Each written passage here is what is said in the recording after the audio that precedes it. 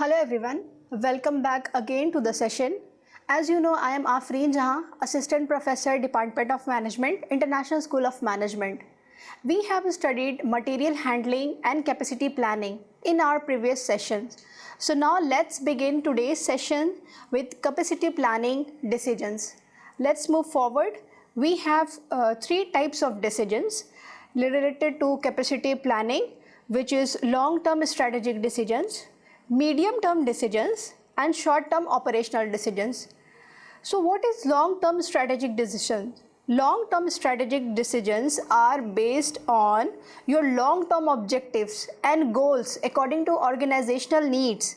So it is related to facility location, capacity expansion, technological investment, heavy technological investment which requires your heavy investment of capital. And if I can tell you, the time span or time period is more than 2 years. As the name suggests, it is long-term strategic decisions. Next we have medium-term tactical decisions. So in medium-term tactical decisions, it comprises of workforce sizing.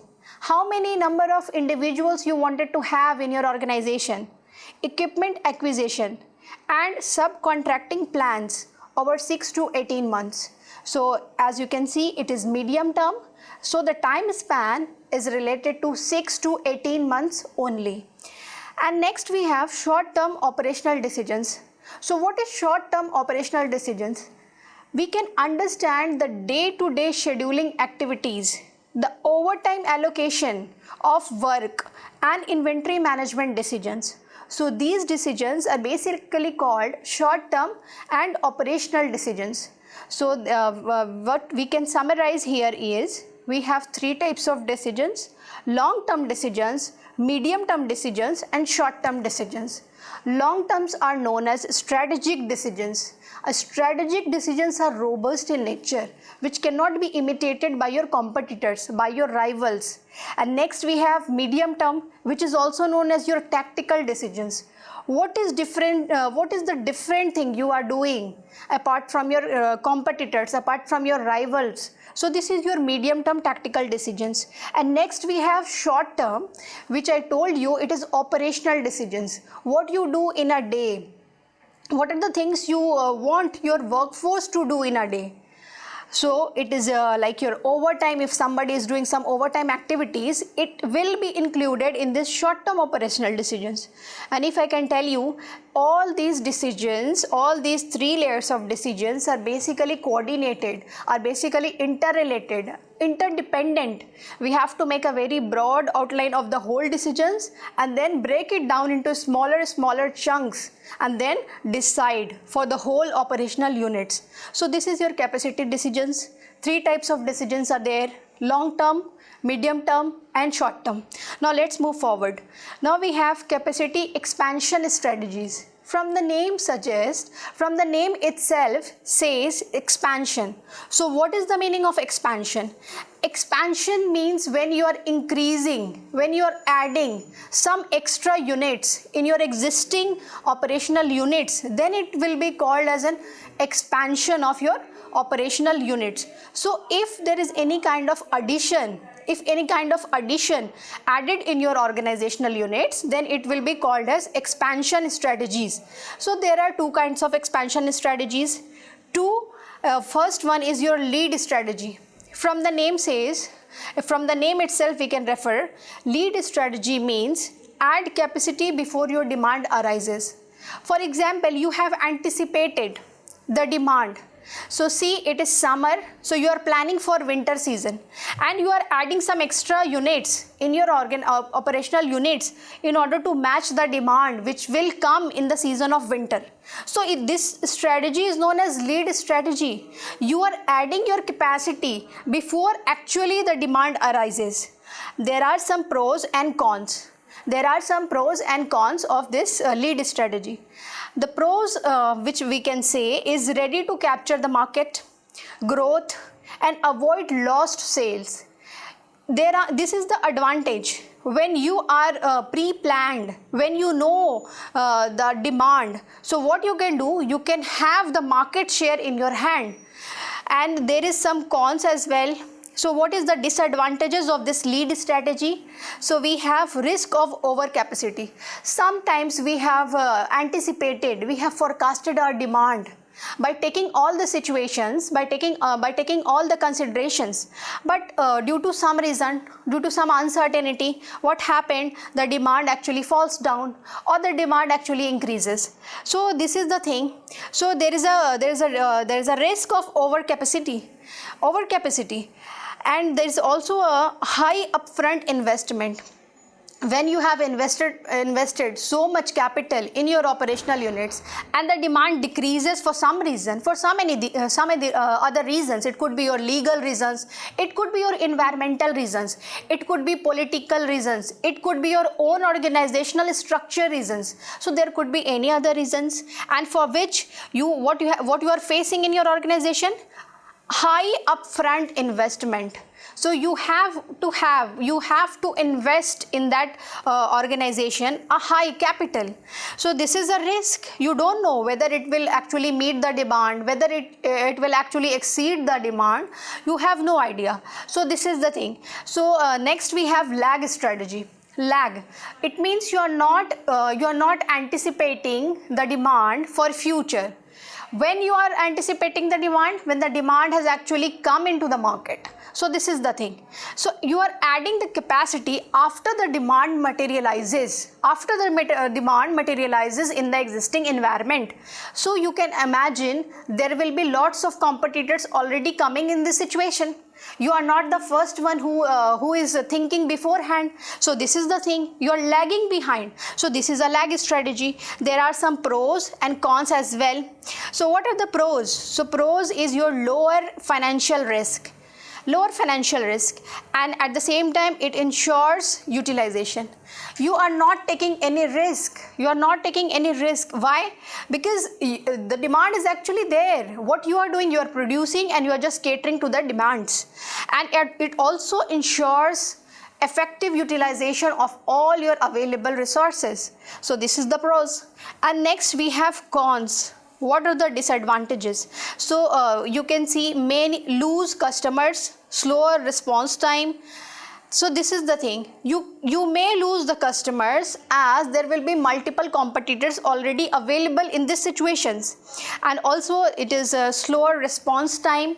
When the demand, you just imagine for like in any kind of environment, in any kind of situation, if there is a demand related to any kind of medicine per se. So what will happen? So the demand for medicine is actually there, and at that particular time what you are doing in your organizational units, you are producing that medicine. So it is not possible for you to meet the demand in the real time. So what you can do, you have to prepare, you have to take lead strategy and not lag strategy. And next we have this match strategy. So as I have told you, we have two strategies, but we can say match strategy is also there when you actually matching the demand and your operational units requirements the same. So this is the thing. What is this? Your incremental additions aligned with demand. For example, if there is a demand for 20,000 units to produce, so you are adding only one unit in your organization. That is one additional units. When the demand actually increases to 40, then you again installed one more units. So this is additional units coming according to demand. You are not putting heavy investment one time. You are making it to smaller units. So this is the thing. You are matching the incremental additions aligned with your demand. So it is basically matching the demand requirements. So as we have this pros and cons for this as well, your balanced approach is there, and at the same time you are bearing your moderate risk. So it has a moderate risk. And we have some disadvantages as well. Requires accurate forecasting. You have to have very accurate, very precise forecasting for this. So we are very much clear about this strategy decisions. and we have come to the conclusions that we have three strategies in hand. We have three strategies in hand, which is your lead strategy, your lag strategy, and your match strategy. And we can easily understand lead means you are actually anticipating, you are adding before the demand arises. Lag means you are adding the capacity after the demand materializes, and match means the same. You are adding incremental additions aligned with your demand. So it is very much clear, and we have also gone through this advantages and disadvantages sections as well. So let's move forward to this capacity expansion strategies. Now we have material handling and capacity planning. So what we have studied so far, efficient material handling directly impacts your capacity planning success. When you have rightly decided about your materials, what are the materials needed in your operational units, what are the equipments, what are the human resource, what are the machines, what are the tools, what are the techniques. So when you have rightly decided, then your capacity planning will be successful.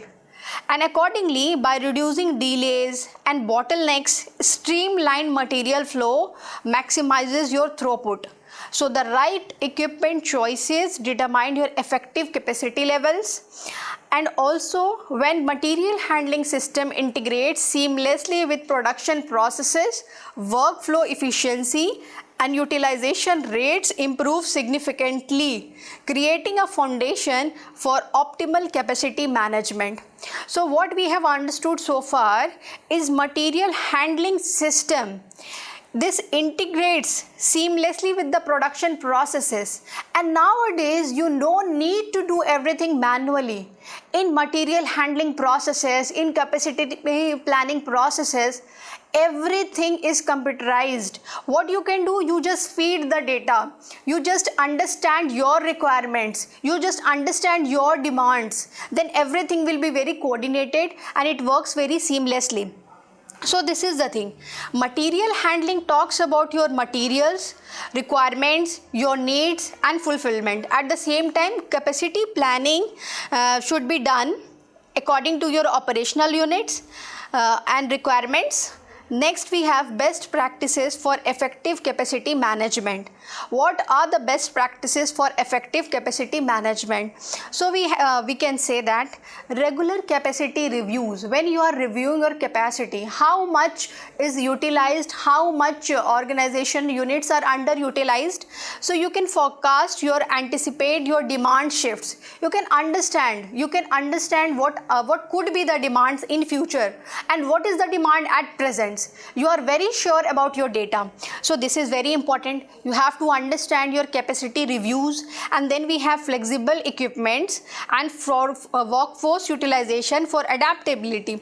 It is not possible for an organization to consider that you need this standard amount of workforce at every point of time.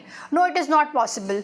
Why? Because every time the demand changes, every time there is another requirement, and also there is product diversification. So whenever you are adding any kind of product line and whenever you are deleting any product, so your capacity changes, your capacity planning changes. So this is the thing. So flexible equipments will be there and workforce utilizations will be there, because how you are planning your workforce, manpower planning.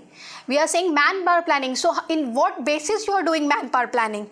According to this demands, according to your operational units you are planning. And then we have investment in automation and technology to boost efficiency. So when you see any kind of new technology has come up to the market, as a good organization you should adapt to the new technology. When you are not adapting to any kind of new technology, you will become obsolete from the market, you will become outdated, because the customers will no longer be your customers, they will switch to other brands. So you have to understand, because these technologies will help you in several ways, in several manners. So this is the thing. And next we have cross functional collaboration between planning and operational teams. So what is cross functional collaboration? So there are different functions available in an organizational operational units as well as organizational units as well. So in operational units you have to manage where the, for example, you can understand in any kind of operational units, if there is a packaging department is there, a producing department is there, quality control department is there, inspection department is there. So there are several units. So you have to manage, you have to see how much coordinated these efforts are, and you have to plan and operate in such a way. So this is the thing, best practices for effective capacity management, how it is going to help you for your organization.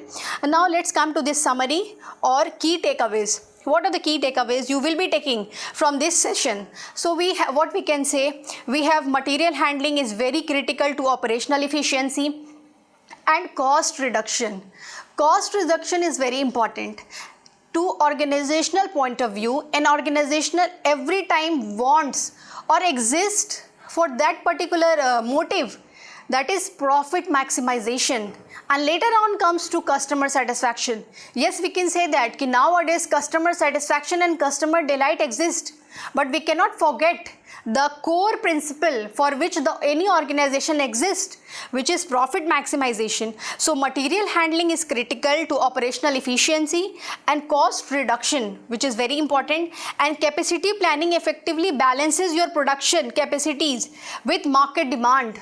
So whatever, for example, you just imagine the time when Pizza Hut came to this market. That time pizza was new, everybody wanting that pizza. So there was a demand, and company knows that demand, and company understood that demand and taste, Indian taste buds. So they have changed their operational units in such a way that they have managed to cater to the demands of Indian audience. So this is the thing. And multiple factors including facility, processes and human resources require strategic decisions. Integration of material handling and capacity planning drives overall performance. So best practices ensure sustainable and scalable capacity management. So this is the thing. In your operational units, you need to understand this capacity planning and this material handling. When you have understood, when you have cracked the core of this thing, capacity planning, then your operational units will be on the right track to success. This is the thing. So I think we have done so much in this today's sessions. We have understood this material handling, we have understood this capacity planning, and we have also understood this capacity planning strategies. So as of now, I would say कि we'll meet again in the next sessions related to operations and productions and operations management. As of now, I am taking leave. Thank you so much for your time, and thank you.